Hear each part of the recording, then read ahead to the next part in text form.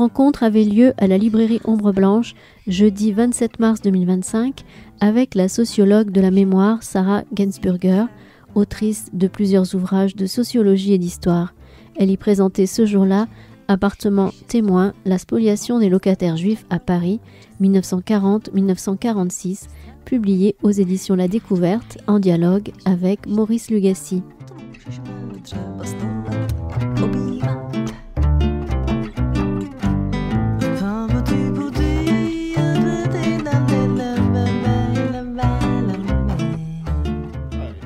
Bonsoir et bienvenue à Ombre Blanche pour ce qui pourrait être quasiment un cycle après Alexandre Doulut, après les cahiers d'Alter et avant Laurent Joly pour le 10 avril. Nous avons le plaisir de recevoir Sarah Gainsburger pour... et puis quand elle a sorti son livre, un livre à 3 noms, avec Isabelle Bacouche et Éric Le Boris. Avec Christian Torel, on a tout de suite bondi dessus. On connaît la qualité des travaux de Sarah et on sait qu'à chaque fois, c'est un travail extrêmement exigeant, extrêmement précis, rigoureux et toujours... qui apporte toujours quelque chose. Donc oui, c'est vrai. donc là, en plus, ça intrigue. Le titre, le sujet intrigue. Alors le titre, appartement témoin, mais surtout le sous-titre, la spoliation des locataires juifs à Paris, 1940-1946. Et on se demande, on s'est demandé avant d'ouvrir le livre, on s'est demandé qu'est-ce qu'on va avoir à partir de cette thématique? Ce n'est pas la spoliation des propriétaires juifs, ce n'est pas la spoliation des commerçants, des industriels, mais des locataires. Et donc, on est dans une thématique qui semble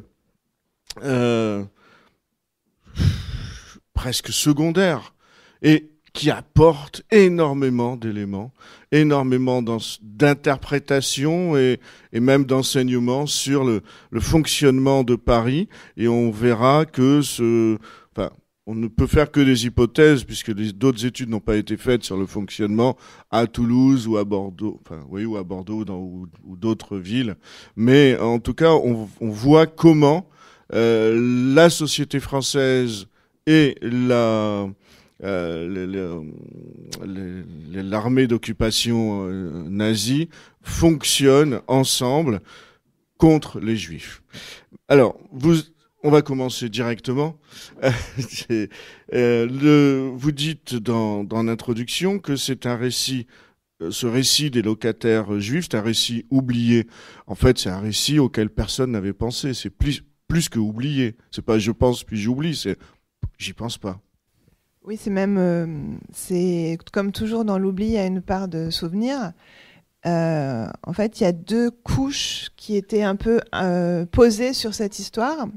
La première, elle est la manière dont les personnes concernées s'en sont souvenues. Parce que souvent, beaucoup de gens viennent nous voir et nous disent « Ah oui, mais moi, mon appartement, il a été pris par un nouveau locataire. » Donc, dans ce sens-là, c'est pas oublié, puisque tout le monde sait très bien que les gens n'ont pas pu rentrer chez eux après la guerre.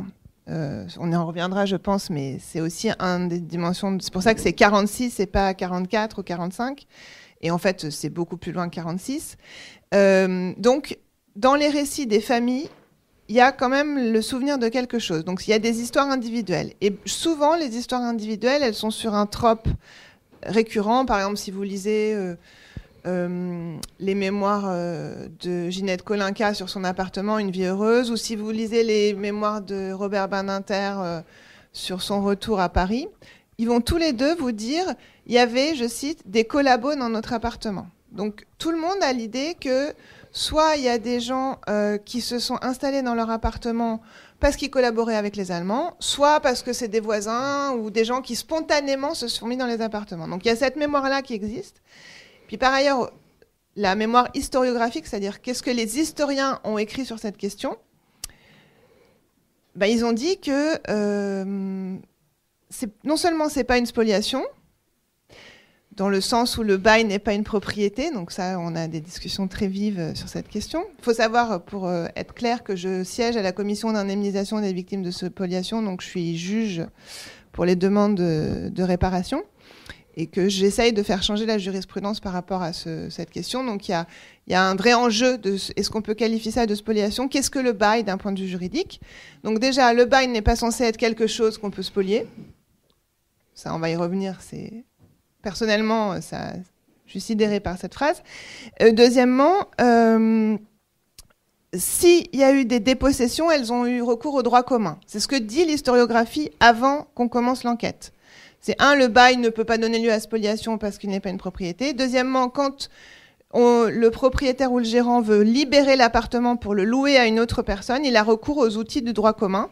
C'est ce que dit la littérature avant l'enquête. Sauf que les outils de droit commun ont aussi été utilisés pour l'exspoliation des propriétaires. On avait aussi un fonctionnement très administratif. Oui, mais ça, je veux dire le droit commun dans le sens la loi ordinaire avant la guerre. Ou la loi qui relève, qui régit les rapports normaux, oui. non fait sur la législation antisémite entre propriétaires et locataires. C'est ça qu'ils veulent dire quand ils parlent de droit commun. Et c'est une législation très importante parce que il faut savoir, il y a beaucoup de choses. Il y a un cas très spécifique au début de la guerre. Les locataires sont très protégés par la loi. D'accord ? Il y a une énorme crise du logement. Et le loyer représente 3% du budget des ménages. Donc ça n'a rien à voir avec aujourd'hui. Et quand on a un locataire, on ne peut pas, aujourd'hui non plus, mais à l'époque déjà, excusez-moi l'expression, on ne peut pas le virer parce qu'il ne paye pas son loyer. Ouais. On doit passer devant le tribunal et c'est ça. Et ce que vous montrez, c'est que la loi est faite de telle manière que le locataire est protégé. Et même son bail est protégé, même si le locataire n'est pas là. C'est-à-dire que non seulement on ne peut pas le virer, mais même si physiquement il n'est plus là, on ne peut pas déclarer l'appartement vide. En fait, après, ça va être tout un jeu, justement, et c'est ça que votre livre est passionnant. Oui. C'est qu'on a ce jeu de... En droit ordinaire, si on a un locataire qui ne paye pas son loyer et ou qui n'est pas là, parce qu'on peut aussi ne pas être là et payer son loyer, pour s'en débarrasser, il faut aller au tribunal et c'est pas du tout garanti de gagner. Ça, c'est le contexte ordinaire dans lequel ce qu'on a montré va se déployer. Il faut savoir aussi, c'est très important, qu'au moment de l'Exode, on estime à 2 millions de Parisiens qui sont partis. Et en 1942, on estime encore... Enfin, quand je dis Parisiens, oui, il faut savoir que Paris n'existe pas d'un point de vue administratif pendant la guerre. C'est le département de la Seine. Donc, c'est Paris et la Petite Couronne. Mais... Pour ce qui est des Juifs, la plupart des Juifs vivent dans Paris intramuros, même s'il y en a dans la Petite Couronne. Et donc, au moment de l'Exode, il y a 2 millions de personnes qui s'en vont, quel que soit leur statut racial, puisqu'il n'existe pas au moment de l'Exode. Et ensuite, il y en a qui reviennent. Mais on estime qu'en 1942, il y a encore 1 million de personnes qui n'occupent pas leurs appartements, dont ils sont locataires du bail, et ils ne sont pas dans leurs appartements. Et sur ces 1 million, il y a 10%... D'après les calculs qu'on a fait, c'est une estimation, mais ça donne un ordre de grandeur. Il y a 10% de ces 1 million qui sont des locataires juifs au sens du statut racial. Or, ce qui va se passer... Je sais pas si non, oui, en fait, pour avoir ces chiffres notamment, vous avez fouillé des milliers de dossiers. Alors, c'est pour ça que vous êtes 3 aussi pour faire tout ce travail. Oui, alors, pourquoi l'origine matérielle de ce livre ? Puisque je vous ai dit que l'historiographie ne parle pas du sujet, donc souvent c'est très rare quand même de se dire tiens, on va traiter un sujet comme ça, alors que l'historiographie dit le contraire. C'est rarement ce qu'on fait.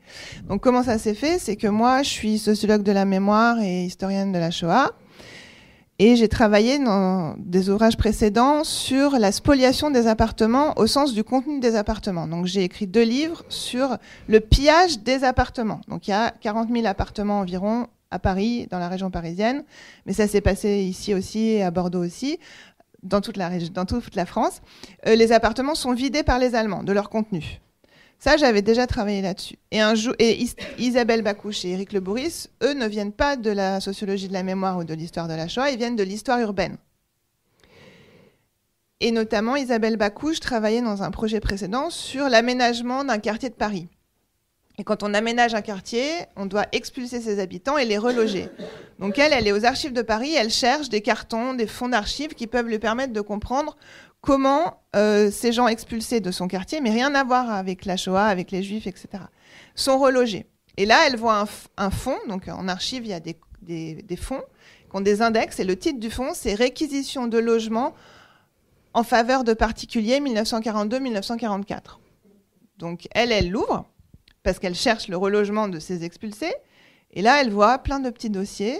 Et elle ne comprend pas ce qu'elle voit. Elle voit un nom en majuscule au crayon bleu qui a l'air d'un nom d'Europe de l'Est, disons, et une adresse à chaque fois. Et plein de petits dossiers comme ça, avec plein de petits papiers épars. Donc elle m'appelle, elle me dit « Sarah, je ne comprends pas ce que je vois. Il y a un problème. On a l'impression qu'il s'occupe des beaux. » Je lui dis « Mais non, mais tu te trompes. Tu ne comprends pas ce que tu vois, parce que ce n'est pas ça. Il paraît que ça ne s'est pas du tout passé. » Et donc, je vais dans les fonds. Et en fait, il y avait 66 cartons qui représentent 10 000 appartements qu'on ne comprenait pas. Et dont aucun carton qui expliquait la procédure. Aucun carton sur l'organisation du travail, l'organisation du service, la réglementation, etc. C'est pour ça que ça nous a pris beaucoup de temps, parce que pour comprendre le fonctionnement de la politique, on a dû dépouiller ces 10 000 dossiers un par un. On a fait une base de données absolument gigantesque, appartement par appartement, pour essayer de poser beaucoup de questions à ces petits papiers qu'on voyait, et pour retracer le fonctionnement de la procédure, d'une part, mais aussi qui en profite, comment ça fonctionne, d'où viennent les gens qui s'installent dans ces appartements, etc. Donc c'est pour ça que ça a pris 10 ans. Et puis c'est pour ça qu'il y a une enquête très, très, très fouillée, et qu'on a beaucoup de...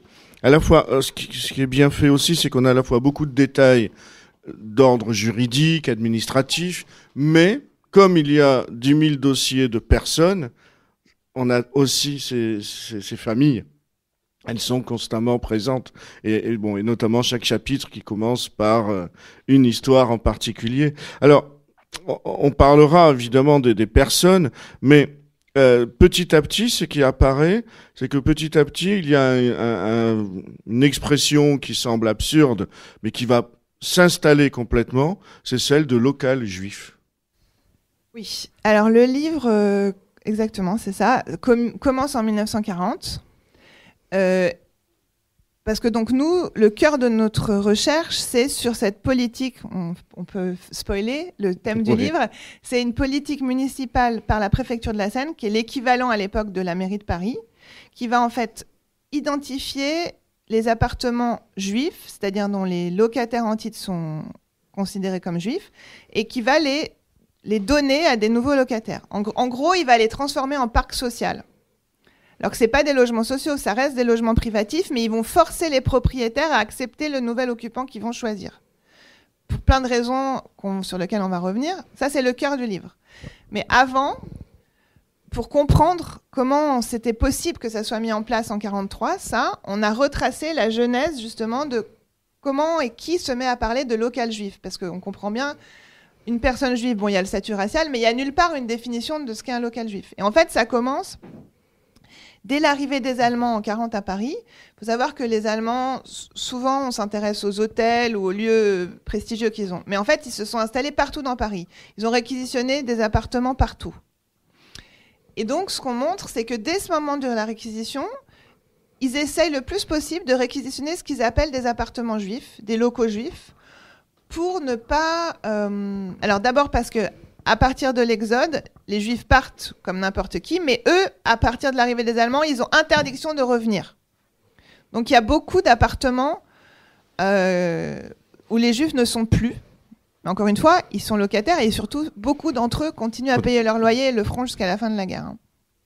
Mais donc là, ils commencent à viser spécifiquement les appartements juifs pour le moins déplaire possible au reste de la population. Tant qu'à réquisitionner, autant réquisitionner un appartement juif.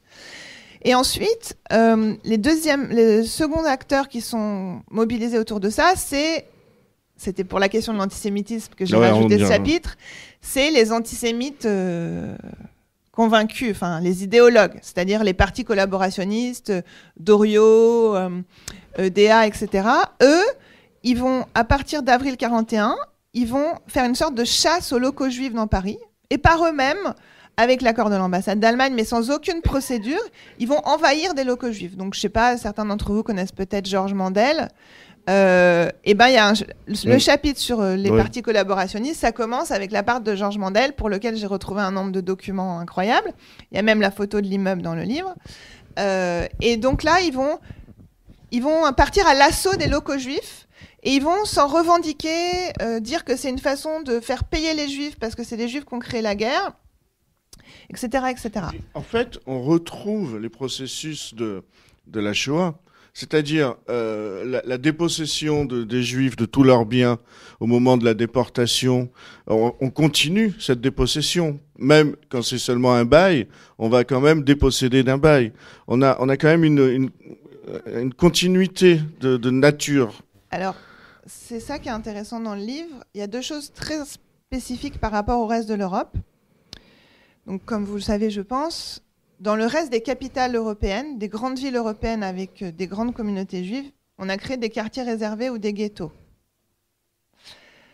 À Paris, et on a trouvé des archives qui montrent qu'il y a eu un projet de ghetto, justement, mais à Paris, il n'y aura pas de ghetto.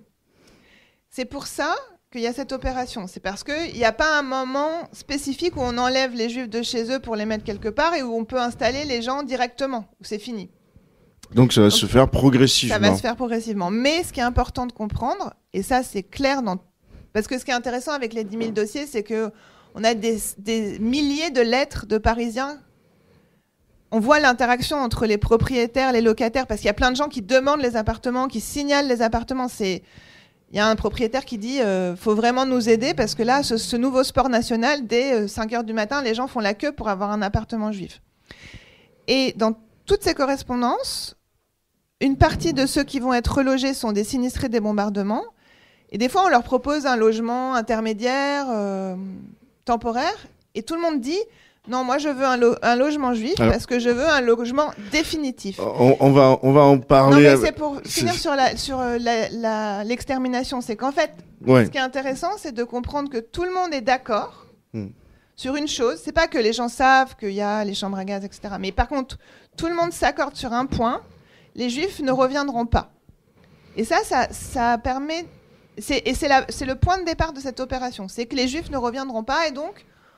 Tout le monde peut s'installer dans leurs appartements. Oui. Et ce que l'on retrouve et que l'on dénonce de manière très vive en Pologne, où les récits sont très nombreux de ceux qui reviennent d'une cache, comme après s'être cachés, ou ceux qui reviennent, qui ont été libérés des camps, et ils trouvent non seulement les logements occupés, mais en plus les logements qu'ils ne peuvent pas occuper eux-mêmes. Donc ça, on en parle beaucoup pour la Pologne. Mais pour Paris, on n'avait jamais raconté de cette manière et comment, en plus, je ne sais pas comment cela s'est fait en Pologne, mais là, comment la loi va empêcher les Juifs de revenir une fois que... Alors là, on va à la fin de l'histoire. Ouais, mais oui, mais ça va aller comme ça dans tous les sens. Ok, d'accord. Oui. Comme dit, alors sur cette question du retour, donc tout le monde était d'accord pour dire qu'ils ne reviendront pas, et comme le dit et donc ça vous le savez. Ils vont revenir. Beaucoup vont revenir. Si, parce qu'en fait, déjà, il y a à Paris, pareil, il y a 75% des Juifs qui vont revenir. Et surtout, quand c'est à l'échelle du foyer, oui, il y a 75% des Juifs qui n'ont pas été déportés. Non, c'est-à-dire qu'à l'échelle du foyer, c'est-à-dire qu'il y a un membre qui revient. Si on prend, sur une famille, tous ne disparaissent pas, ceux qui sont cachés, ceux qui ont été déportés. Ça s'accentue d'autant plus à l'échelle du foyer. Donc il y a énormément de gens, par exemple, ça a été très très compliqué de trouver une couverture pour ce livre, parce que moi j'ai publié un livre entier sur qu'est-ce qu'on fait avec les photos en histoire, donc c'est très important pour moi de ne pas utiliser n'importe quoi pour faire n'importe quoi. Et comment on représente un droit locatif. On n'allait pas mettre un contrat de location parce que c'est pas très... Les éditeurs, ils aiment pas ça. Et donc, justement, par exemple, là, vous voyez, il y a un couple qui a la vitre au balcon de son appartement. Donc, c'est avenue Parmentier. C'est les parents d'une petite fille qui est une dame aujourd'hui, qui est née en 1939, donc, que j'ai rencontrée et m'a raconté son histoire et m'a surtout donné l'accord d'utiliser cette photo. Donc, le père est arrêté à la rafle du Billet Vert en mai 41, déporté, ne reviendra pas, mais Hélène et ses 2 filles vont se réfugier dans le Cantal et elles vont revenir. Et elles ne vont jamais pouvoir récupérer leur appartement. Et justement, par exemple, pareil, Rebecca était persuadée que c'était, je cite, des collabos, etc. Je lui ai apporté le dossier et j'ai trouvé le procès que Hélène a fait après la guerre pour récupérer son appartement. Puisque je vais répondre à la question. Donc, puisqu'il y a énormément de gens qui reviennent, au moins une personne par foyer, il y a énormément de tensions. Parce que les appartements sont donc occupés. Et comme l'écrit une des personnes qui occupe un appartement au service qu'il a placé dans cet appartement, elle écrit comme ça, « Je ne comprends pas, les Juifs reviennent ». Ça révèle bien le consensus préalable sur lequel tout le monde s'était établi. Et donc, les Juifs reviennent. Et là, il y a 2 niveaux. Donc, il y a beaucoup de tensions de gré à gré. Bon, il y a aussi des accords à l'amiable, c'est très difficile à documenter, mais on en a trouvé par des techniques très spéciales. Mais il y a même des gens qui cohabitent dans les appartements, parce que c'est des gens qui sont des humains. Donc, ils voient qu'il y a une personne qui n'a pas d'appartement, que l'autre personne non plus, ils font au mieux pour... voilà. Mais aussi, il y a des conflits. Et donc, dans un premier temps, les Juifs qui reviennent vont aller au juge des référés. Donc, c'est le juge de l'évidence et de l'urgence. Et c'est ça qui est vraiment très intéressant. Le juge des référés va systématiquement donner raison aux Juifs. Mais sans même dire qu'il est juif. Nous, on le sait parce qu'on a toute la procédure d'avant. Mais ce n'est pas une question. La question, c'est il y a des gens qui ont un contrat de location daté de telle date, d'autres qui en ont un daté de plus tard. Et on ne peut pas faire la preuve que celui d'avant a été... on a mis fin à celui d'avant. Donc, le droit ordinaire, le droit commun est du côté des Juifs. Et même dans certaines décisions où le propriétaire avait obtenu un jugement ordinaire d'expulsion pendant la guerre, le requérant juif arrive à montrer qu'il n'a pas pu y assister parce qu'il était en zone libre pour se cacher. Et donc, le juge dit oui, l'expulsion n'est pas valable parce que le principe du contradictoire n'a pas été respecté. Des raisons de force majeure ont empêché la personne d'être là. Donc le droit commun est 100%, enfin c'est l'évidence, mais 100% du côté... La République devrait être du côté des Juifs. Elle est du côté du droit. Du droit ordinaire. Ouais, c'est ça. C'est mais il y a 2 obstacles à ça. Le premier, c'est qu'on va y revenir à la guerre, mais en fait, ce processus qu'on décrit n'a aucune base légale. Il n'y a aucun texte qui a décidé que c'est comme ça qu'on allait procéder. Donc, comme il n'y a pas de base légale, c'est difficile de mettre fin à une politique qui n'a pas de base légale. On ne peut pas abroger une loi qui n'existe pas. Ça, c'est le premier point. Et deuxièmement, il y a un lobbying énorme auprès du gouvernement provisoire pour entériner ce qui a été fait au niveau des locations, notamment de la part de la préfecture de la Seine, qui veut défendre ses clients, en fait. D'accord ? Parce que nous, on a trouvé 10 000 dossiers, mais on sait que ce n'est pas complet, et on estime, l'armée, après la guerre, a estimé à 25 000 le nombre d'appartements transférés. Donc, au moment où le gouvernement provisoire prépare la loi sur les spoliations, donc celle qui promet depuis 1943, qui donc la première ordonnance qui va dire que les spoliations sont nulles et non avenues, cette ordonnance, elle va être publiée le 14 novembre 1944. Et elle concerne ce dont vous avez entendu parler, dont tout le monde a entendu parler, les commerces, les entreprises, les immeubles, etc. Mais elle dit, dans un petit alinéa, elle dit « Cette ordonnance ne concerne pas les baux locatifs ». Donc déjà, pour le préciser, c'est bien qu'elle devrait le concerner, mais elle ne le concerne pas. Cette question des baux locatifs est traitée dans l'ordonnance précédente. Et en fait, moi, ça m'a pris vraiment très longtemps à comprendre, parce que moi, je pensais que si on prend un texte, c'était quand même pour les Juifs. Après la guerre, quand même, si on fait rien, bon, ok. Mais si on fait un texte, c'est quand même pour résoudre un problème. Oui, donc ça fait référence à une autre ordonnance qui est aussi du 14 novembre 1944. C'est pour ça qu'on a mis beaucoup de temps à comprendre.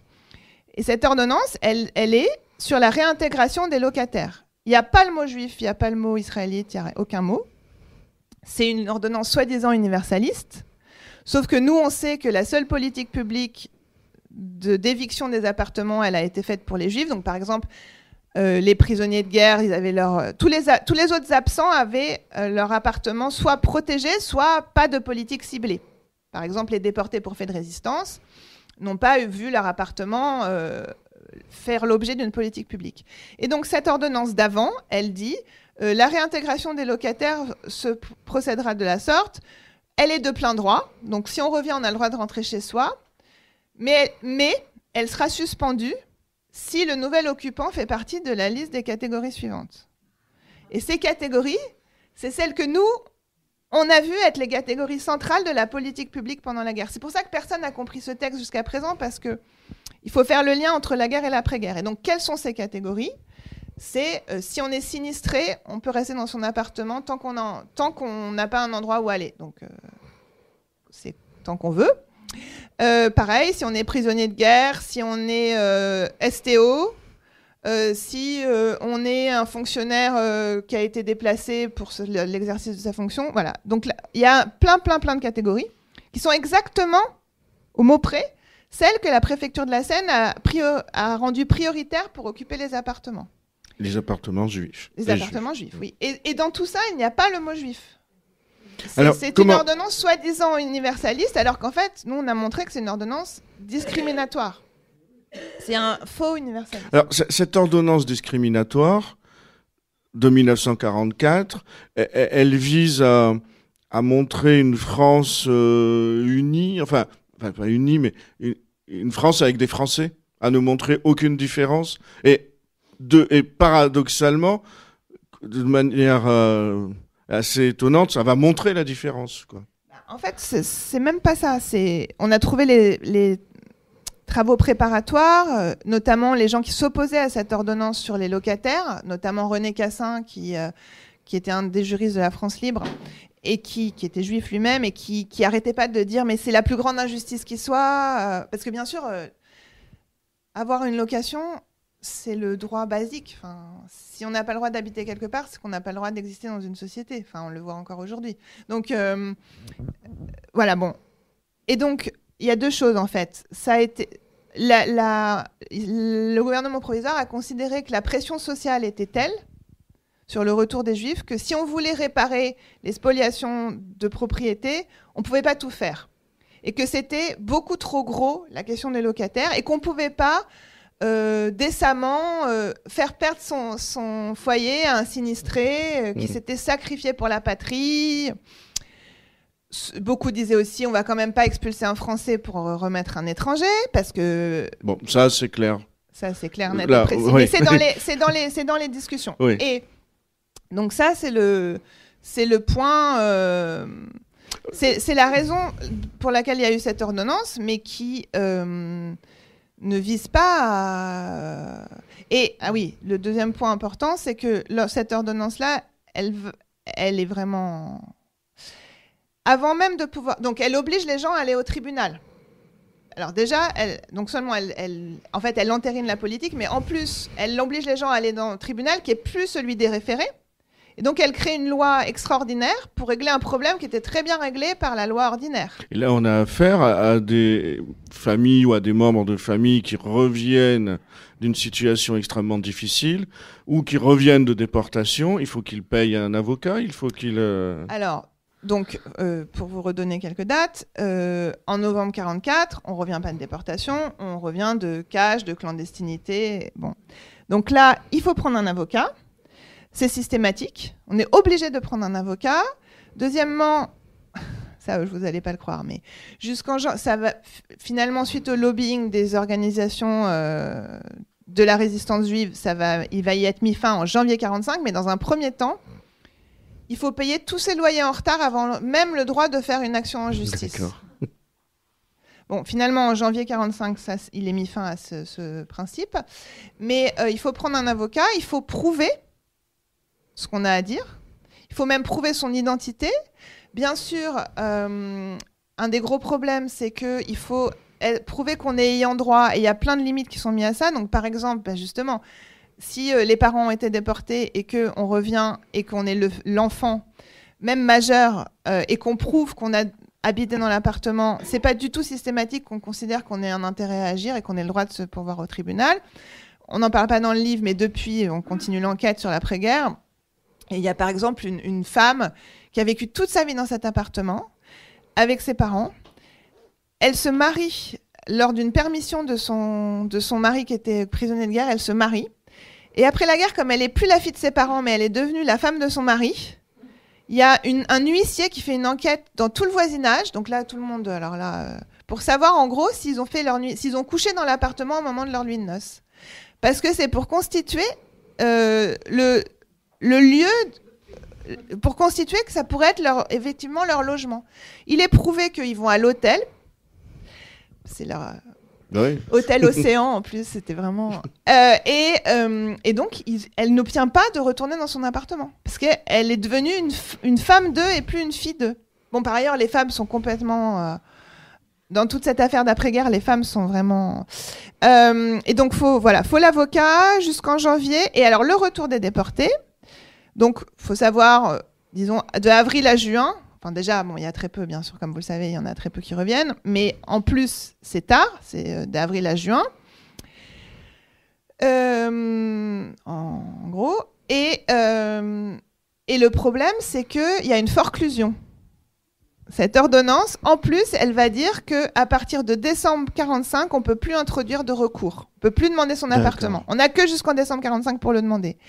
Et le pompon du pompon, c'est que, le 7 mai 1946, il y a une loi qui est publiée au JO du 8 mai. Et cette loi, elle dit que même si on a gagné au tribunal, parce qu'il faut gagner au tribunal, mais aussi ensuite il faut obtenir des policiers l'exécution de l'expulsion. Alors ça, on n'en a pas parlé, mais les policiers sont parmi les clients privilégiés du service. Donc ils sont replacés dans... Par exemple, pour ceux qui connaissent Paris, place de la République, il y a une caserne de la garde républicaine qui est réquisitionnée en août 1943 par les Allemands. Et donc il faut reloger les 300 gardes républicains. Moi, j'ai trouvé pour 190 de ces 300, mais je pense que c'est les 300, mais j'ai la preuve, les documents. Pour 190 de ces 300, ils sont replacés dans des appartements juifs. C'est pratique parce que Place de la République, il y a le 3e, 10e, 11e, donc il y a un gros pool, c'est des quartiers très, très habités par beaucoup de familles juives. Et comme ça, ils restent dans une vie de caserne. Ils sont placés même dans plusieurs par immeuble, etc. Et à la fin de la guerre, donc, on gagne au tribunal, mais c'est très rare, mais si on gagne, on doit obtenir l'expulsion. Et donc, on doit faire venir le commissariat. En général, le commissariat ne veut pas forcément venir où il est débordé. Il demande à la garde républicaine. Et la garde républicaine, dans un des chapitres, je le montre, elle dit oui, on va venir. Et puis finalement, contre ordre. Ils ne viennent pas. Donc, il faut obtenir gain de cause, mais ensuite, il faut le faire exécuter. Et cette loi, donc, c'était pour vous expliquer l'enjeu, cette loi du 7 mai 1946, elle dit, même quand on a obtenu gain de cause au tribunal, on ne peut plus expulser un Français au profit d'un étranger.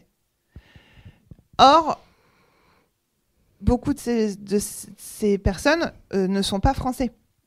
Il y a on estime à 40% la part d'étrangers parmi les juifs parisiens au moment de la guerre. Donc, c'est incroyable. Oui, mais c'est ça. Moi, c'est vrai que on commence par la fin, parce que cette fin... Mais le livre commence par le début. Non, oui, mais tant pis pour la chronologie, c'est-à-dire que là, cette fin, elle est absolument extraordinaire, et je voulais en parler, parce que le début, c'est passionnant, et on voit comment autorité allemande avec, je vous laisse le dire, moi j'ai gardé que les initiales, le DW, et le commissariat général aux questions juives, comment ils vont finalement travailler ensemble pour que ces appartements soient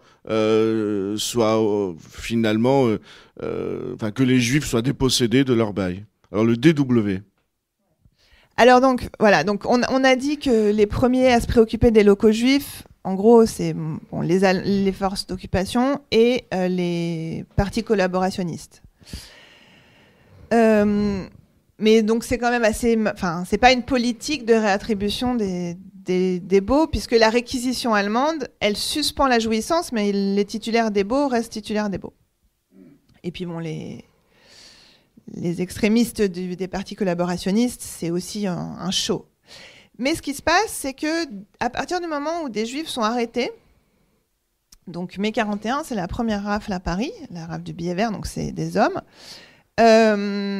et que peu après, l'arianisation est mise en place. Donc l'arianisation, c'est une politique systématique qui a pour fonction de réduire l'influence juive dans je mets des guillemets, l'influence juive dans l'économie nationale, et donc de rendre les possessions dites juives, non juives, donc de les vendre à des non-juifs.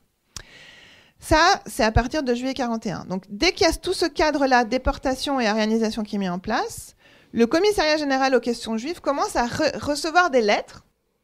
Oui, c'est-à-dire que ça vient de la population. Voilà. C'est ça qui est fascinant.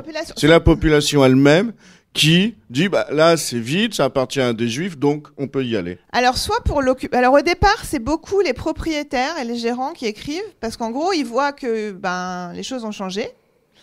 Ils vont pouvoir se débarrasser de locataires s'ils sont juifs.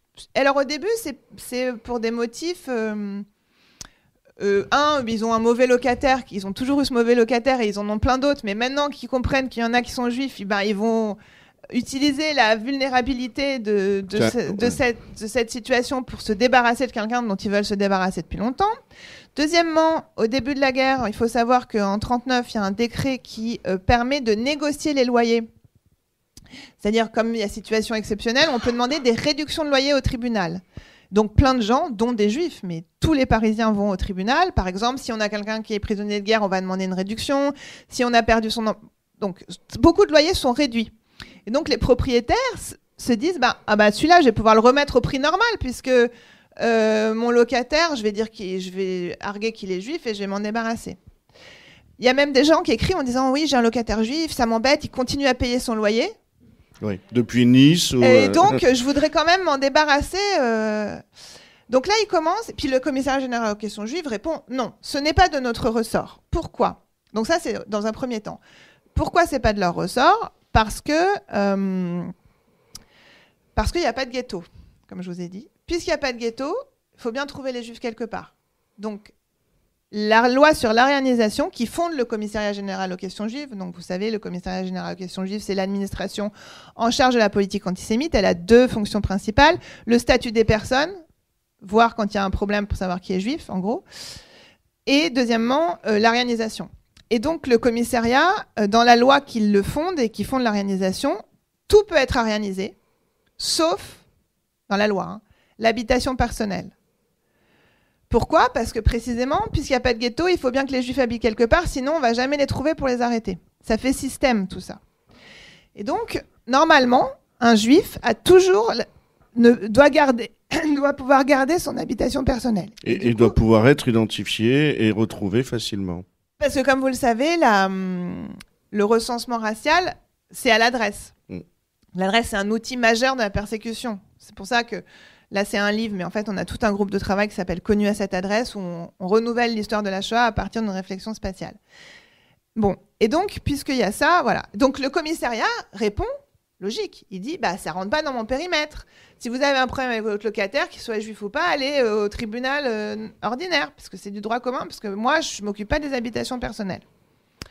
Ça, c'est le premier type de réponse. Mais ça l'embête quand même, parce que ils organisent des immeubles au commissariat général aux questions juives. Et dans les immeubles, ah oui, ça j'ai oublié de vous dire aussi, à l'époque, il n'y a pas comme aujourd'hui des copropriétés. À l'époque, la plupart des immeubles sont possédés par une seule personne ou une seule famille. C'est des immeubles de rapport et les gens sont rentiers. Et souvent, ils habitent en province et ils ont des gérants qui gèrent leur patrimoine. Et donc, les propriétaires juifs d'immeubles, souvent, ils habitent leur immeuble. Et donc, c'est un problème parce que ils n'ont pas le droit de les expulser de l'immeuble. Et donc, le commissariat, pour vendre un immeuble, alors que l'ancien propriétaire a le droit d'habiter dans l'immeuble, ça fait perdre beaucoup de valeur. Donc, ce problème des habitations personnelles, le commissariat tourne autour pendant des mois.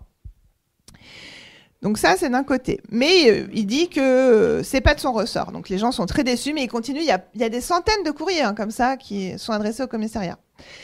Et au même moment, enfin un peu plus tard, à partir de mars 1942, il y a un deuxième acteur, donc c'est la DW, Dienststelle Westen, c'est le service Ouest, donc c'est un service de l'occupant allemand, donc c'est sur ça que portent les livres que j'ai publiés précédemment, il y a un chapitre qui le rappelle ici, c'est un service qui met en œuvre ce qu'on appelle l'opération meuble, c'est-à-dire qu'il identifie par le bouche à oreille, pas par des recensements, par le bouche à oreille, etc., dans le quartier. Il faut savoir que pendant la guerre, ce que montre le livre, c'est que tout le monde ne fait que parler des appartements juifs. Hein.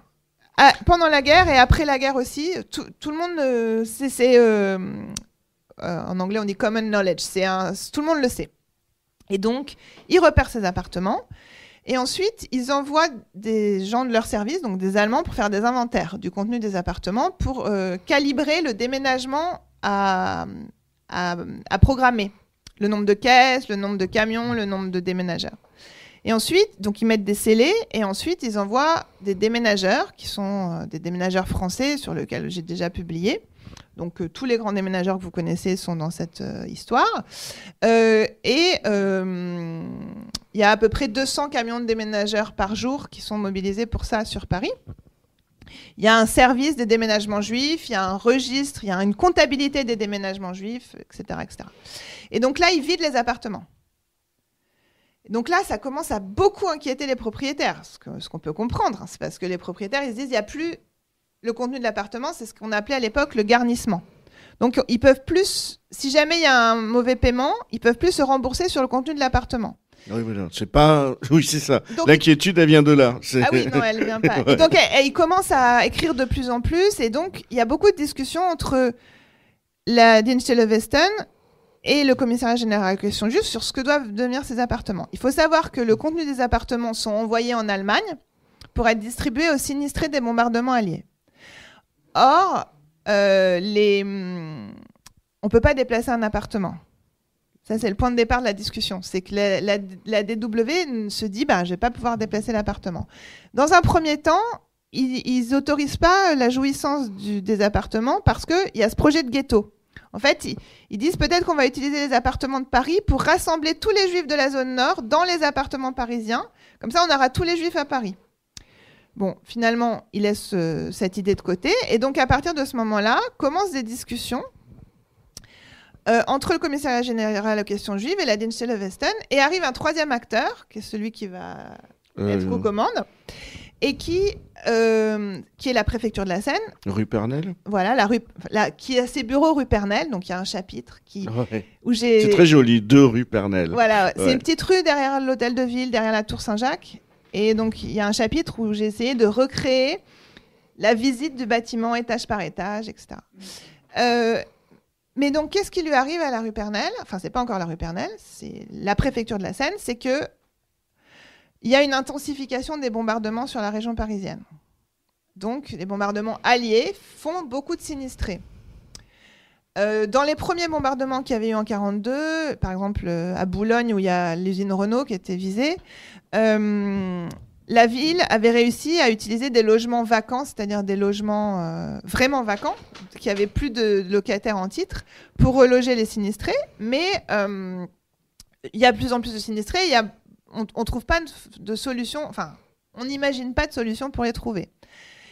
Et donc, la préfecture de la Seine commence à discuter avec le commissariat général aux questions juives et la Dienststelle Westen en disant... puisque c'est des sinistrés des bombardements alliés, ça peut être bien aussi pour les Allemands d'autoriser qu'on utilise les appartements juifs, parce que ça montre que eux, ils sont du côté des sinistrés, alors que c'est les Alliés qui les bombardent. Donc il y a aussi un enjeu de propagande. Et la préfecture de la Seine arrive à mettre en place un système entre les 3 acteurs, qui est quand même unique en son genre, parce que en France, la propriété privée est sacrée. On le sait. Et c'est un des très rares exemples de l'histoire où on va imposer des choses à des propriétaires privés. Comment ça fonctionne ? La Dienststelle Westen vide l'appartement.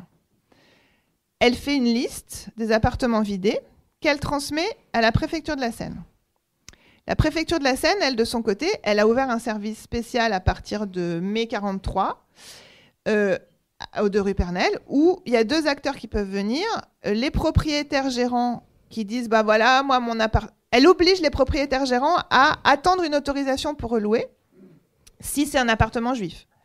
Donc, si vous êtes propriétaire d'un appartement juif qui est vide, venez nous voir pour obtenir une autorisation de relocation. Et elle a une deuxième clientèle, c'est officiellement les sinistrés, bon, ça, on y reviendra, elle a un fichier de sinistrés qui cherchent des appartements et un fichier d'appartements juifs. Et elle donne des listes, elle fait agence immobilière, elle donne des listes à visiter aux sinistrés, etc. Et quand ils ont choisi leur appartement, elle donne aux propriétaires une autorisation de relocation de l'appartement au candidat que la préfecture de la Seine a choisi. Mais, et c'est là où c'est le troisième acteur qui est le commissariat général aux questions juives, les propriétaires et surtout les gérants, c'est des hommes de loi. Les gérants, c'est souvent des avocats, des architectes, ils veulent se couvrir. C'est pas qu'ils veulent respecter la loi, mais ils ont des critères juridiques. Donc ils disent c'est bien gentil votre affaire, mais il n'y a aucun texte, quoi. Donc une autorisation de relocation, on va la prendre. On sait que vous nous avez dit qu'il nous la faut, donc on la prend. Mais nous, on voudrait plus. Souvent, ils demandent plus de garanties. Et c'est là où le commissariat général aux questions juives arrive et va arianiser les baux. Et donc, vous savez, l'arianisation, ça fonctionne par la nomination d'un administrateur provisoire qui se substitue au propriétaire juif pour vendre l'affaire en son nom. Et donc, ça aussi, c'est vraiment parce qu'on est obsessionnel. Dans le fonds AJ38, le fonds du commissariat général aux questions juives, c'est partout, en fait. Mais personne ne l'a jamais vu parce que c'est mal indexé, mélangé, caché, etc. Et donc, on a retrouvé plus de 3000. Donc, ce n'est pas systématique. En fait, c'est que quand le propriétaire l'exige. 3000 nominations d'administrateurs provisoires. Et l'expression, qui est écrite sur le document, c'est « au droit du juif un tel sur appartement ». Et donc, ça nomme un AP qui va se substituer au juif sur son droit locatif et qui va résilier le bail au nom du juif. C'est ça la procédure. Ouais. En fait, vous avez appelé ça d'ailleurs un contournement de la loi, non ? C'est-à-dire qu'il y a quelque chose qui n'est quand même pas tout à fait conforme. Je viens de vous le dire, c'est contraire à la loi sur la réalisation. Oui. Mais, en fait, il y a une toute petite précision dans la loi que je n'ai pas donnée, bien sûr. C'est l'habitation personnelle ne peut pas être soumise à réalisation, sauf exception motivée. Et ça, il y a un chapitre qui était très important pour moi dans le livre, qui m'a pris beaucoup de travail, mais il y a un chapitre sur la résistance des Juifs, parce que tout ça se fait sans les Juifs, puisque c'est la base de leur absence qui fait la chose. Parce que, vous le savez peut-être, l'arianisation traditionnelle, celle dont vous avez déjà entendu parler, souvent les Juifs figurent dans les dossiers, parce que vous avez une entreprise, vous devez communiquer les bilans, les pièces comptables, il y a beaucoup de choses à savoir. Donc il y a souvent des interactions entre l'administrateur provisoire et la famille juive. Là, les Juifs, c'est précisément, on veut surtout pas leur demander quoi que ce soit, parce que c'est la base de l'opération, c'est qu'ils sont pas là et que... Donc, c'était très difficile. Et moi, je voulais pas faire un livre en entier où on reproduit l'opération, c'est-à-dire qu'ils sont invisibles tout le long du système. Donc, j'ai cherché, mais bon, vous pourrez lire le chapitre. Mais parmi tout ce que j'ai trouvé, il y a des familles qui vont jusqu'au Conseil d'État, des familles de propriétaires d'immeubles qui ont un appartement donc ils habitent dans leur immeuble. Et donc, j'ai retrouvé l'arrêt du Conseil d'État en mars 1944. La personne qui est à Cannes, elle est réfugiée à Cannes, donc bien sûr, c'est une famille aisée, qui a les moyens intellectuels et les moyens financiers de le faire, et donc elle faut quand même le faire, le Conseil d'État en mars 1944. Ouais. Et donc elle dit, écoutez, moi j'habite plus là, vous pouvez vendre l'appartement parce que c'est réalisé, j'ai rien à dire, c'est la loi, mais par contre la loi dit bien que vous pouvez pas prendre mon appartement. Si j'ai envie de revenir à Paris, j'ai le droit, c'est chez moi. Et le Conseil d'État condamne le commissariat général aux questions juives. Parce qu'il dit, effectivement, vous auriez le droit de le prendre, mais vous n'avez pas d'exception motivée. Et en fait, l'exception motivée, c'est le sort des sinistrés de la préfecture de la Seine. Parce que, comme l'explique très bien Auguste Moudry, qui est le responsable de l'arianisation et de la section immobilière du commissariat général aux questions juives, c'est une question de simple humanité. Voilà. Non, ça dépend où on la place, l'humanité. Voilà, c'est un principe de simple humanité. Comment refuser un logement à des sinistrés ? Et donc, c'est là où, en fait, il y a un intérêt commun de toutes les administrations, services en place autour de cette question, et des mais populations. Qui est illégale dès le départ. Et de toute façon, ils n'ont fait que des choses illégales. Par exemple, vous le savez peut-être pas, mais c'est important, je pense, de le savoir, il y a 15 000 prisonniers de guerre français ou pas français, parce qu'il y a des engagés volontaires, mais prisonniers de guerre au titre de l'armée française, disons, qui sont juifs.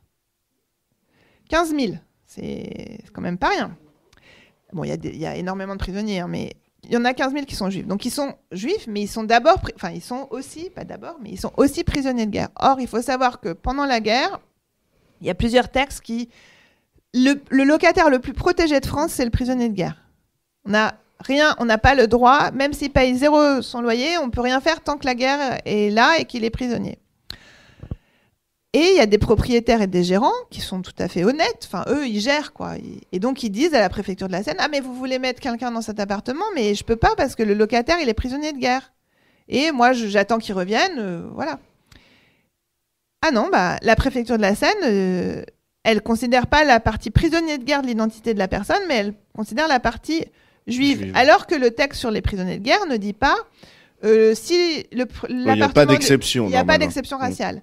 Et donc, elle passe son temps à ne pas respecter la loi, même la loi exceptionnelle, soit de l'organisation, soit les prisonniers. Alors justement, c'est là qu'on va se poser la question de l'antisémitisme. Est-ce qu'il y a un effet d'aubaine sur le sort des Juifs ou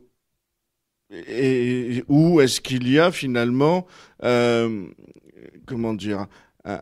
des intérêts communs qui font que on va rien faire pour protéger les Juifs, pour attendre qu'ils reviennent. On continue. Ce qui a été initié par le régime nazi avec le régime de Vichy, on va continuer parce que de toute façon, ce sont des Juifs. Alors, c'est ça qui est intéressant. Enfin, moi, en tant que sociologue, c'était une des choses qui m'intéressait beaucoup dans le livre. C'est de sortir d'une analyse de l'antisémitisme seulement en termes de représentation. C'est-à-dire, c'est pour ça que j'ai rajouté le chapitre sur Doriot, Déa, etc. Parce que eux, j'ai mis des extraits vraiment horribles de leurs propos. Je veux dire, il n'y a aucune ambiguïté sur ce qu'ils pensent, sur comment ils se représentent. Ils traitent Mandel de... Je préfère pas utiliser les noms, mais c'est plein de noms qui commencent par des Y.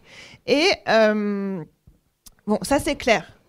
C'est d'abord une politique antisémite pour eux, cette occupation des logements. Le fait que la politique de la préfecture de la Seine se développe, c'est clairement pour moi une politique antisémite. Ça repose sur une discrimination raciale, donc c'est une politique antisémite. Ce qui m'a semblé intéressant, c'est de montrer que les gens qui y participent, participent à une politique antisémite, acceptent l'antisémitisme sans avoir besoin de se revendiquer verbalement de l'antisémitisme. Donc ils écrivent des courriers entiers pendant la guerre qui sont très rarement antisémites, dans le sens... Il y a très peu de... Il y en a quelques-uns. Vous en citez quelques-uns. Voilà, on fait un chapitre, mais on se serait attendu à en trouver plus. Mais c'est aussi normal, puisqu'il s'adresse à la préfecture de la Seine, qui n'est pas le commissariat général aux questions juives. On voit que la façon dont il s'adresse aux administrations ne sont pas les mêmes, parce que la préfecture de la Seine n'est pas une administration fondée par l'antisémitisme. Donc c'est clairement une politique antisémite, mais on voit que les gens n'ont pas besoin de se penser ou de se revendiquer de l'antisémitisme pour l'alimenter et pour effacer les Juifs de leur droit à exister. Et ce qui est intéressant, c'est pour ça que c'était très important. Au début, on s'est dit on va faire un livre sur la guerre, et puis après on verra, on en fera peut-être un autre sur l'après-guerre. Mais en fait, heureusement qu'on n'a pas fait ça. Parce que ce qui est très intéressant, c'est que donc tous ces courriers... qu'on a étudié, qu'on a cartographié, parce qu'on y reviendra peut-être, on a fait un tableur, des cartes très précises sur les adresses d'origine, les adresses d'installation, etc. Bon, tous ces courriers, à la fin de la guerre, quand les Juifs aux catastrophes reviennent, c'est là où ça s'exprime différemment. Parce que le contexte autour des logements n'est plus le même. Et donc il y a des gens qui avaient écrit des lettres tout à fait sobres pendant la guerre, qui, à la fin de la guerre, quand la personne va revenir et va aller, il y en a un qui dit oui, le juif est revenu, le juif polonais, parce que tout de suite maintenant, polonais, ah oui, polonais naturalisé, c'est intéressant, que des expressions comme ça, ou bon, et qui bien sûr n'a pas fait son devoir, alors que à chaque fois, je vais chercher dans les engagements volontaires, etc. La plupart de ceux qui n'ont pas fait leur devoir ont beaucoup plus fait leur devoir que ceux qui écrivent ça. Mais bon, ça, c'est un autre sujet.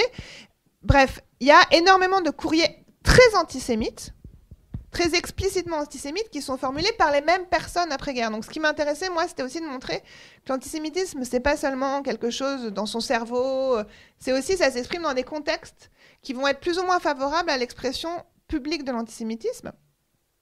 Et après-guerre, dans les chapitres d'après-guerre, faut savoir qu'il y a eu très peu de manifestations dans l'espace public après la guerre, dans les années 45-46, parce qu'il y avait l'idée que il y avait des choses qui étaient dures, mais tout le monde le savait et on se reconstruisait, on allait faire le mieux possible collectivement. L'exception, c'est les manifestations antisémites. Donc il y a 13 manifestations antisémites en 45-46 à Paris, et je dis antisémites, mais c'est... comment dire, c'est vraiment très, très, très antisémite. C'est des tracts et des cris dans la rue, mort aux juifs, les juifs dehors, les juifs en Palestine, les juifs sur la Riviera, oui, parce que le trope de ces manifestations, c'est qu'ils étaient sur la Riviera pendant que les bons Français n'avaient pas à manger à Paris.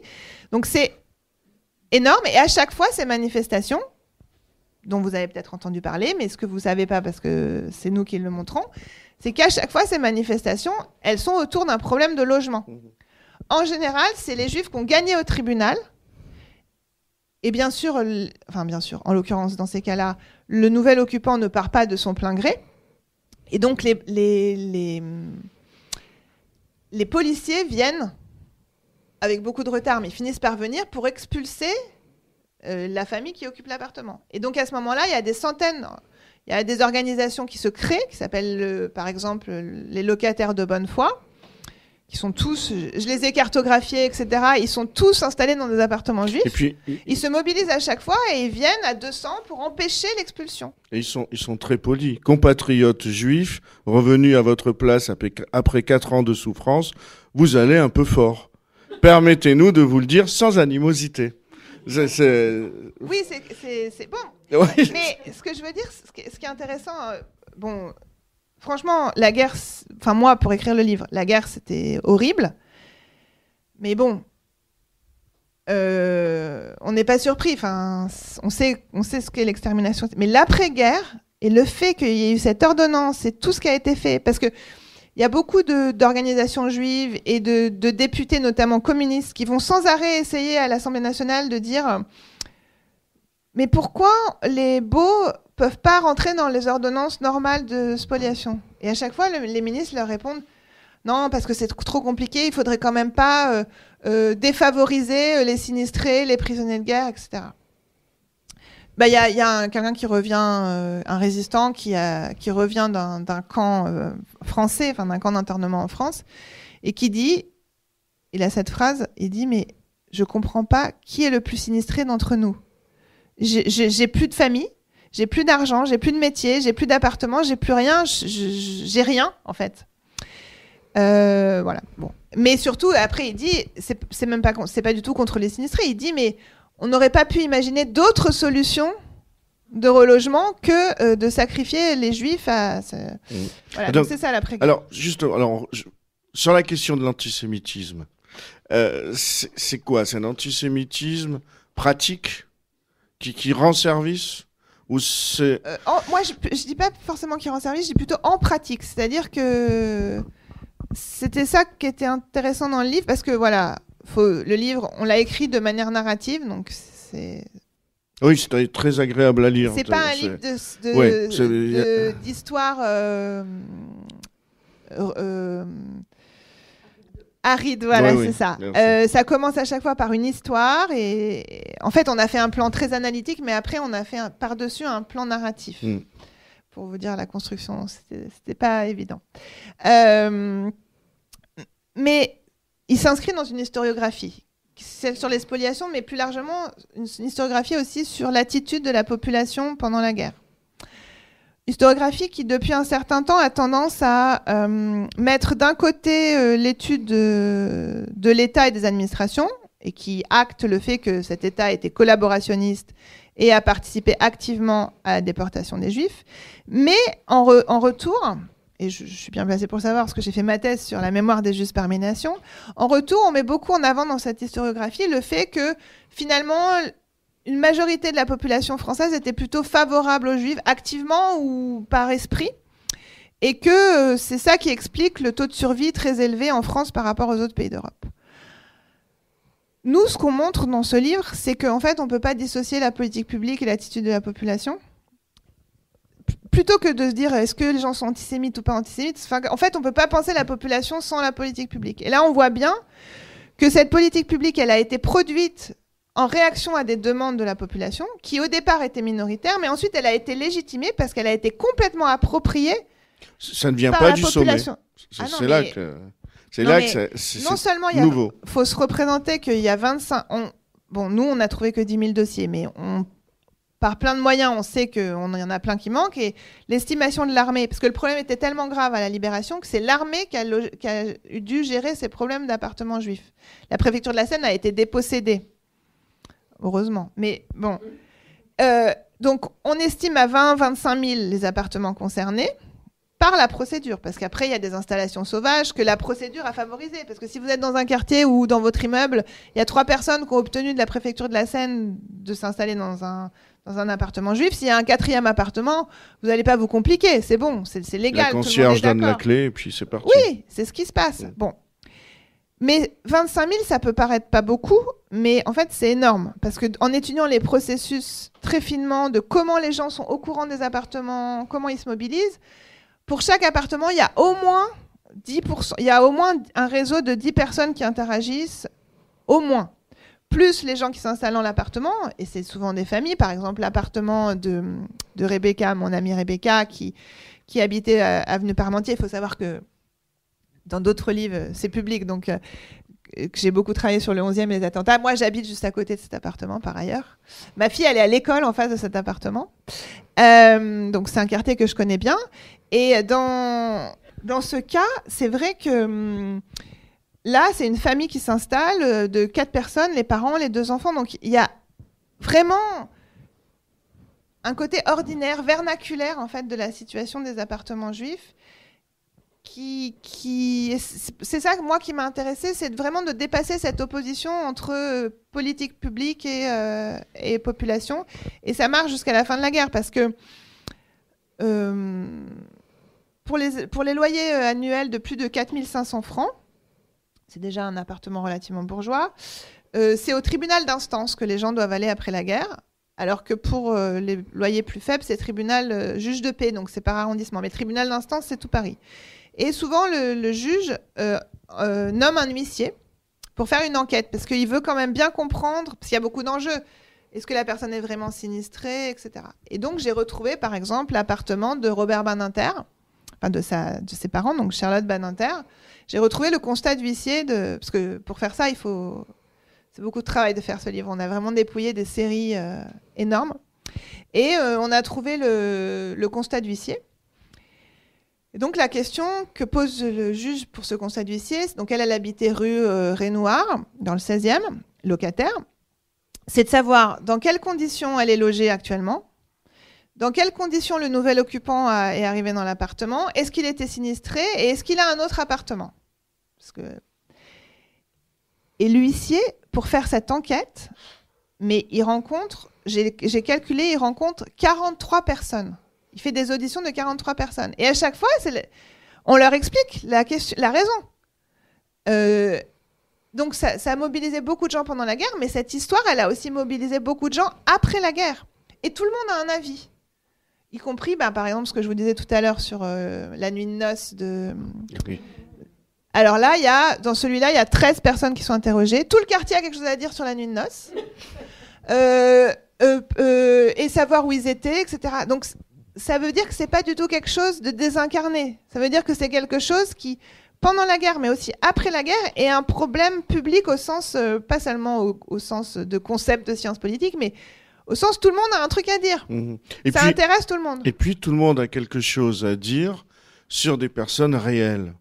On n'est pas dans une représentation d'un chiffre, d'un wagon ou d'un train de 1000 personnes. Là, on a des hommes, des femmes, des enfants. Ils connaissent le nom, ils les ont vus pour la plupart. Donc, c'est d'autant plus glaçant que là, on a des personnes vraies, quoi. On n'est plus dans l'abstrait. Alors peut-être on peut du coup parler de d'où viennent les gens qui s'installent, parce que ça va donner Et après on laissera la parole au public. Donc je vous ai dit officiellement c'est pour les sinistrés, donc il y a des annonces dans le journal, hein. Tout ça c'est public. Si vous êtes sinistré, venez rue Pernelle, on vous donnera un appartement juif et tout ça et tout ça. Et nous, ce qu'on a fait, c'est que nos 10 000 dossiers, on a construit une base de données énorme. Et notamment, dans cette base de données, on a des informations sur le nom du nouvel occupant. Oui, par ailleurs, le livre, personne n'est anonymisé dans le livre. Ça, on peut en discuter aussi. Mais ça nous a obligés à une écriture au ras des archives. C'est-à-dire c'est pour ça qu'on ne dit jamais « un tel pense que », on dit « un tel écrit que », un tel, etc. Mais on peut en discuter. Donc, ce qu'on a fait, c'est qu'on a mis l'adresse concernée par la spoliation, le nom du nouvel occupant et toutes les informations qu'on a sur ce nouvel occupant. Et notamment, on a construit, c'est de la recherche, donc on construit une donnée, et la donnée, c'est l'adresse, ce qu'on a appelé l'adresse d'origine. Pour nous, qu'est-ce que c'est l'adresse d'origine? On a rentré toutes les adresses qu'il donne. Alors, ça peut être soit l'adresse où il a été bombardé s'il est sinistré, l'adresse où il habite au moment où il demande l'appartement, ou l'adresse professionnelle quand il la mentionne. Et sur ces 3 adresses, on a considéré que la plus proche de l'adresse où il s'installe, c'est ce qu'on appelle l'adresse d'origine. Je ne sais pas si vous avez tous suivi. Et après, on a fait des calculs de distance pour nos 10 000 appartements. Donc, dans 10% des cas, les gens habitent le même immeuble que là où ils s'installent. Donc, ils connaissent les familles. Et dans près de 50% des cas, ils habitent à moins de 400 mètres. 400 mètres, en général, c'est à peu près la distance moyenne dans la sectarisation scolaire entre là où on habite et l'école des enfants. Donc, ça donne une idée du quartier quotidien. Enfin, voilà, c'est un peu le critère qu'on a pris. Il y en a très, très peu qui habitent à plus d'1 kilomètre. Donc, pour Paris, 1 kilomètre, c'est vraiment pas grand-chose, parce que c'est quand même assez grand. Ouais. Donc, c'est vraiment une connaissance très fine et une grande proximité. Oui, c'est ça. Moi, je pose une question sur la rafle du billet vert. Il y a eu à la télévision une émission qui m'a appris cet atroce épisode. Alors, ce sont les hommes qui ont été arrêtés, ce sont les hommes qui payaient les loyers, qui travaillaient, qui avaient un salaire. Que sont devenus les femmes et les enfants après la rafle du billet vert? Alors donc, faut savoir que la rafle du billet vert, la rafle elle-même a été étudiée, mais les conséquences fines de la rafle du billet vert, personne ne l'a jamais étudiée, et ça, c'est un très très beau sujet. Mais derrière cette question, il y a la question de qui paye le loyer et comment... Donc il y a énormément de femmes. Par exemple, justement, Hélène, qui est en couverture du livre, elle est exactement dans le cas que vous venez de décrire. Alors, il faut savoir que dans les foyers juifs de l'époque, la rafle du billet vert, elle a touché les Polonais, les Tchèques, donc c'est des hommes étrangers. Et dans ces foyers-là, dans ces ménages, les femmes travaillent. Elles sont à la maison, en général, elles sont... Enfin, il y a plein de métiers, mais je ne vais pas faire de stéréotypes, mais quand même massivement, elles sont couturières à façon à la maison. Donc, elles continuent à travailler. Par ailleurs, il faut savoir que, et ça c'est les paradoxes de l'État social français, même pendant la guerre, les Juifs, quand ils étaient éligibles pour des aides sociales, ils ont continué, ils ont pu avoir des pensions d'aide ou des... C'est pas parce qu'ils étaient juifs qu'ils l'avaient pas. Donc, par exemple, si on est seul, une femme seule avec des enfants, on peut... Mais bien sûr, ça suppose de ne pas être dans la clandestinité. Hein, mais juste dans cette première période où les femmes ne sont pas visées, il y a ces deux façons de faire. Et puis surtout, bien sûr, la solidarité très forte entre les gens, notamment dans les quartiers. Ça, c'est quelque chose dont on n'a pas parlé pour le retour. C'est que ça a non seulement expulsé les gens de leur habitat, mais ça a tué des collectifs de vie, en fait. Donc, par exemple, Hélène, elle a dû... Bon, d'après Rebecca, elle s'en est jamais remise. Je résiste pas quand même à vous dire que ces 2 personnes qui sont sur la couverture, ils se sont rencontrés à un concours de tango. Et c'est quand même magnifique quand elle m'a montré tout ça et qu'elle m'a expliqué ça. Et je me suis dit, voilà, il y a toujours du lumineux dans les choses les plus noires. Et après-guerre, elle va perdre au tribunal, elle va être condamnée aux dépens, hein, quand même, elle va devoir payer les frais d'avocat de la partie adverse. Finalement, elle va être, donc c'est dans le 11e, c'est là, rive nord, quoi, et elle va finir par trouver un logement place d'Italie, qui est donc à l'opposé, dans le sud. Et en fait, toute sa vie, elle voulait pas parce qu'elle attend que son mari revienne. Parce que c'est ça aussi, les familles veulent les appartements où ils habitaient. Les appartements sont vides, donc on peut se dire ça change pas grand-chose. D'abord, il n'y a pas de logement, donc c'est chez eux. Mais en plus, ils espèrent que si quelqu'un revient, il va frapper à cette porte-là. Ils veulent absolument être là. Et surtout, ils ont tout un système professionnel. Dans un des chapitres, on explique que, par exemple, il y a plusieurs fourreurs qui écrivent qu'ils veulent être rue d'Hauteville parce que c'est la rue des fourreurs. Un autre qui dit « Moi, je dois absolument retrouver ce logement de la rue Rambuteau parce que je suis horloger. » Tous les horlogers sont là, en fait. Donc, il y a toutes ces logiques. Et ce que je veux dire, c'est que ces réseaux d'interconnaissance professionnelle, ils ont aussi joué après la rafle du billet vert pour pouvoir vivre. Oui, madame, d'abord, je voudrais vous remercier pour votre exposé et pour ce bouquin. On apprend des choses très intéressantes qu'on ne connaissait pas. Mais ce qui m'a frappé dans votre exposé, c'est la dimension bureaucratique des processus qui étaient mis en place. C'est une véritable bureaucratie à l'ouvrage, tradition bien française. Ma première question porterait sur le fait que est-ce qu'il n'y a pas une pratique propre à l'extrême droite, encore aujourd'hui, qui est l'invisibilisation. Ce que je veux dire, c'est que les personnes qui sont concernées par les spoliations et autres sont invisibilisées. On le voit il y a un livre qui est sorti, Le marché voit la couleur. On peut dire que là, on voyait la judéité implicitement. Donc, c'est le premier point. C'est-à-dire on laisse de côté les gens, ils ne sont pas concernés, ils n'ont pas leur mot à dire. Pratique, me semble-t-il, courante de l'extrême droite. Première question. Et deuxième question, ne pourrait-on pas parler aujourd'hui de pacte de corruption ? Parce que finalement, toutes ces administrations se servaient au passage. Il y a quelques années, un livre est sorti très intéressant sur les administrateurs provisoires. Tout le monde prenait en quelque sorte sa part. Comment se fait-il que tous ces gens-là n'aient pas été inquiétés à titre personnel ? Il y a la façade du droit, etc. Il y a le droit administratif. On voit surtout le droit administratif. On voit peu le droit pénal dans cette affaire-là. Donc voilà mes deux questions que je voulais vous poser. Alors, je vais commencer par la seconde. Alors, tout à fait. Ça, j'ai fait beaucoup de comptabilité aussi pour ce livre. Alors, déjà, à chaque étape, en fait, ce pacte de corruption, alors je ne sais pas si c'est une corruption, mais en tout cas, ce pacte d'intérêt, cette rapine, elle est à chaque niveau. C'est-à-dire que avec la Dinstelle-Weston, on le sait, je l'ai déjà écrit dans un autre livre, mais il y a eu d'ailleurs un procès des déménageurs après la guerre qui n'est pas allé à la Cour de justice, donc celle pour l'indignité nationale, pour aller vite, mais qui n'est pas allé jusqu'au bout parce que Eugène Gros-Piron, qui était le responsable du syndicat des déménageurs, est mort avant la fin de l'instruction. Mais dans cette enquête, on a quand même l'enquête, les historiens ont l'enquête, ils montrent bien qu'il y avait un accord, que les déménageurs pouvaient prendre des choses au passage, etc., etc. Et surtout que la profession des déménageurs demandait d'être affectés aux appartements juifs parce qu'à l'époque, il n'y avait pas beaucoup de travail. Les gens ne déménageaient pas beaucoup pendant la guerre. Ce n'était pas évident. Donc, c'était vraiment une ressource très importante pour eux. Et pareil, alors, au commissariat général à la question juive, j'ai fait un chapitre. En fait, comme c'est illégal, il n'y a que 5 administrateurs provisoires qui vont être utilisés pour organiser ces baux. J'ai calculé, celui qui a fait le plus, il devrait avoir touché 300 000 francs. Et à l'époque, c'est énorme. C'est le chef des réquisitions de la ville de Paris, donc c'est un poste énorme avec les Allemands, il touche 90 000 francs par an. Donc, parce que pour chaque... c'est rien de résilier un bail. C'est beaucoup moins de travail que d'administrer une entreprise où il faut quand même faire un peu de compta, mettre des annonces. Là, juste, on écrit au propriétaire, on résilie le bail.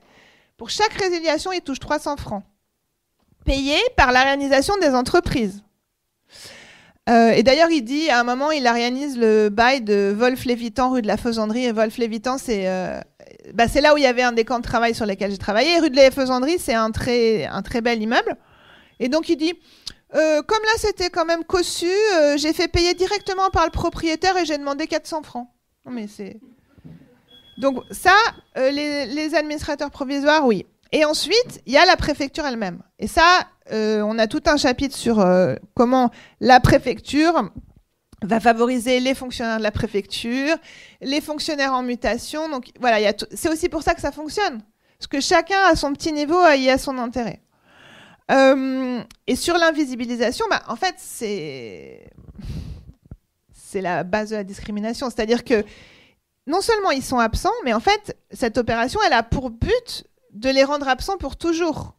C'est bien ça, c'est pour ça que c'est pas la question de qui savait quoi au sens du dispositif d'extermination, mais je pense qu'à partir de ce livre, on peut répondre à la question que les Parisiens savaient que les Juifs n'allaient pas revenir.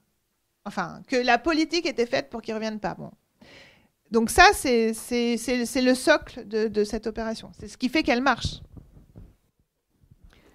Oui, moi je voudrais aussi vous dire qu'après la guerre, lorsque nous sommes revenus à Paris, maman et moi, mon père a été déporté pendant la guerre et il n'est pas revenu d'Auschwitz.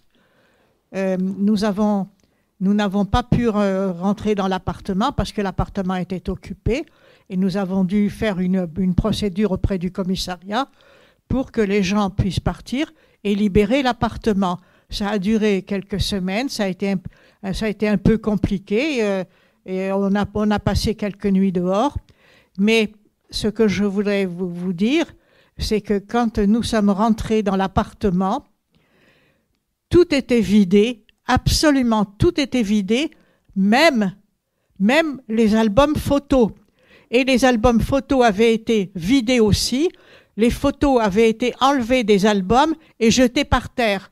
Donc nous avons retrouvé les photos d'avant-guerre jetées par terre, mais les albums photos avaient disparu avec tout le mobilier. Voilà. Oui, alors ça c'est...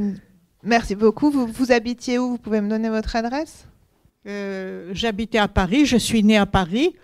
J'habitais à Paris, rue de la Fontaine-au-Roi, dans le 11e arrondissement. Derrière chez moi. Et puis maintenant, j'habite à Toulouse parce que mon mari a été muté à Toulouse, alors nous sommes devenus toulousains. Voilà. Non, mais je vais répondre sur ce point parce que dans mes recherches précédentes, quand j'avais fait le travail sur... donc parce que cette opération meuble de pillage, elle a utilisé 3 lieux dans Paris où les Juifs de Drancy étaient mis pour être travailleurs forcés, pour trier les choses qui étaient prises dans les appartements. Austerlitz, c'est moi qui ai écrit. Austerlitz, Lévitan, Bassano. Et quand je faisais des entretiens avec des personnes qui ont survécu à cet internement, ils me disaient, ou aux gens comme vous qui avaient tout perdu dans leur appartement, tout le monde disait, oui, tu sais Sarah, ils prenaient tout, même les fils électriques. Et je sais pas, je me disais... Oui, justement. Et au départ, je me disais, mais le fil électrique quand même. Et par la suite, dans les archives fédérales allemandes, j'ai retrouvé un album photo qui avait été mal indexé pendant des années. Et j'ai fait une enquête sur cet album. J'ai réécrit l'histoire de ces camps à partir de cet album parce que cet album, il montre le butin pris dans les appartements. Et parmi toutes les photos, il y a une personne, une juive qui est forcée au travail. Et son poste de travail, c'est tester les ampoules. C'est juste pour illustrer ce que vous dites, c'est-à-dire qu'il prenait même les ampoules des plafonniers, il prenait tout, il ne laissait rien. Et on la voit, elle teste les ampoules, Oui, j'ai compris après, mais moi, je commençais, j'étais jeune. Hein. C'était il y a longtemps. Bon, en tout cas, merci infiniment, Sarah Gainsberger. C'était absolument passionnant. Et donc, vous pouvez à la fois vous procurer le livre et le faire signer. Sarah, si vous serez plus à l'aise. Il s'agissait de Sarah Gainsberger à la librairie Ombre Blanche, jeudi 27 mars 2025, autour de la parution aux éditions La Découverte de Appartement témoin, la spoliation des locataires juifs à Paris, 1940-1946. Sarah Gainsberger a aussi fait paraître, entre autres, Qui pose les questions mémorielles au CNRS édition en 2023 et Images d'un pillage, album de la spoliation des Juifs, Paris 1940-1944, paru chez Textuel en 2010. Réalisation et mise en onde, Radio Radio avec Radio Radio Plus et Radio Terre.